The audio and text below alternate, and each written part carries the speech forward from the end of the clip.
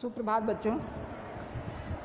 कक्षा 12 में आप नागरिक शास्त्र का पहला पाठ पढ़ रहे हैं, जिसमें से अधिकतर टॉपिक आप लोग पढ़ चुके हैं। आपका एक टॉपिक बचा हुआ है, वो आज आप पढ़ेंगे। देखिए, ये टॉपिक है कि शीत युद्ध काल में भारत की विदेश नीति क्या थी। तो देखिए बच्चों, शीत युद्ध के दौरान विश्व के शक्तिशाली देश अमेरिका व सोवियत संघ के नेतृत्व में दो विरोधी खेमे में बट गए थे। बार बार आप लोगों को ये बात बताई जा रही है कि शीत युद्ध काल में दो महाशक्तियों का वर्चस्व पूरी दुनिया में हो गया था। ऐसी स्थिति में भारत ने अपने तथा अन्य विकासशील देशों के हितों की रक्षा के लिए गुटनिरपेक्षता की नीति को अपनाया।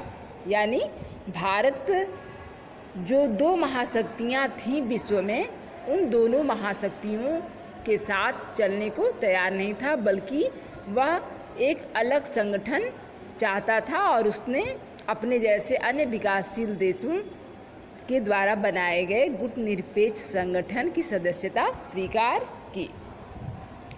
भारत के नीति निर्माताओं का विश्वास था कि शीत युद्ध विश्व शांति के लिए एक खतरा है। शांति व सुरक्षा के बिना भारत व अन्य विकासशील देशों का विकास संभव नहीं है। अतः गुटनिरपेक्षता की नीति विकासशील देशों के व्यापक राष्ट्रीय हितों की पूर्ति की दृष्टि से अत्यंत आवश्यक थी। शीत युद्ध के प्रति भारत की नीति के 3 बिंदु उल्लेखनीय हैं, और वे बिंदु हैं: पहला, महाशक्तियों तथा उनके सैनिक गठबंधनों से स्वयं को दूर रखना; दूसरा, महाशक्तियों द्वारा अपने गठबंधनों में नवोदित राष्ट्रों को शामिल करने का विरोध करना; तीसरा, विकासशील देशों में एकता व पारस्परिक सहयोग को मजबूत बनाना। भारत ने इन तीनों उद्देश्यों की पूर्ति के लिए गुटनिरपेक्षता की नीति अपनाई। भारत की यह नीति अंतर्राष्ट्रीय मामलों में निष्क्रियता की नीति नहीं थी, बल्कि नेहरू के अनुसार गुटनिरपेक्षता की नीति अंतर्राष्ट्रीय मामलों से दूर रहने की नीति नहीं है, बल्कि यह एक सक्रिय तथा प्रत्येक मामले में स्वतंत्र निर्णय लेने की नीति है। अपनी गुटनिरपेक्षता की नीति के चलते भारत महाशक्तियों के मध्य चल रही प्रतिद्वंदिता तथा शीत युद्ध के तनावों को कम करना चाहता था, ताकि शीत युद्ध एक पूर्ण युद्ध का रूप धारण न कर ले। कोरिया युद्ध 1950 से 53 के बीच में भारत की मध्यस्थता की भूमिका इसी दृष्टिकोण को स्पष्ट करती है। भारत ने शीत युद्ध के समय ऐसे क्षेत्रीय व अंतर्राष्ट्रीय संगठनों को सक्रिय बनाने का प्रयास किया जो दोनों महाशक्तियों के गठबंधनों के अंग नहीं थे।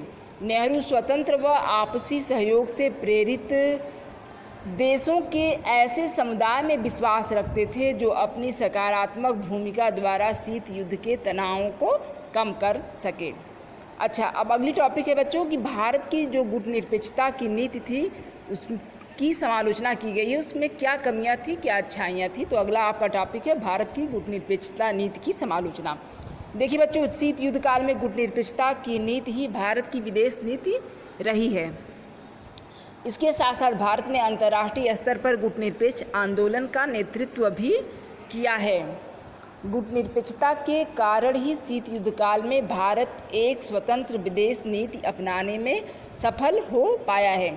समीक्षकों द्वारा निम्न आधारों पर भारत की गुटनिरपेक्षता नीति की समालोचना की जाती है। देखिए, आप उसको निम्न बिंदुओं पर समझिए।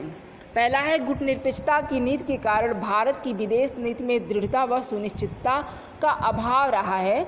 अमेरिका के विदेश मंत्री जॉन फॉस्टर लेस ने भारत की नीति को अनैतिक माना था। अच्छा, दूसरा बिंदु है कि व्यावहारिक दृष्टि से भारत की नीति में सुसंगतता का अभाव है। भारत ने एक ओर जहां अन्य देशों को महाशक्तियों के गठबंधन से दूर रहने की सलाह दी, वहीं दूसरी ओर 1971 में सोवियत संघ के साथ मित्रता व सहयोग की संधि पर हस्ताक्षर किए। व्यावहारिक दृष्टि से इसका तात्पर्य सोवियत गठबंधन में शामिल होने जैसा है। भारत का दृष्टिकोण यह है कि भारत ने ऐसा 1971 के भारत पाकिस्तान युद्ध में अमेरिका की धमकी के आलोक में सोवियत संघ से कूटनीतिक व सैनिक सहायता पाने के लिए किया था, जो भारत की सुरक्षा के लिए आवश्यक था। तो इस तरीके से कुछ लोगों ने भारत की जो विदेश नीति है उसकी आलोचना की है, कुछ लोगों ने समर्थन भी किया है। तो बच्चों इस तरीके से आपका ये पाठ जो है वो ख़त्म हो गया। इस पाठ से संबंधित जो प्रश्न हैं हम आपको PDF बना करके भेजेंगे और उस PDF में जो भी प्रश्नों के बड़े दीर्घ जो प्रश्न हैं उनके उत्तर मैं निशान लगा करके भेज दूंगी। आप उससे देख करके अपनी कॉपी पर उसको कर लीजिएगा। और छोटे प्रश्नों के उत्तर कुछ किताब में दिया हुआ है, छोटे जो भी प्रश्न हैं उनका उत्तर इस किताब में दिया हुआ है। इसकी हम फोटो आपको खींचकर भेजेंगे, आप उसको अपनी उत्तर पुस्तिका में लिख करके याद करते रहिए। ठीक है।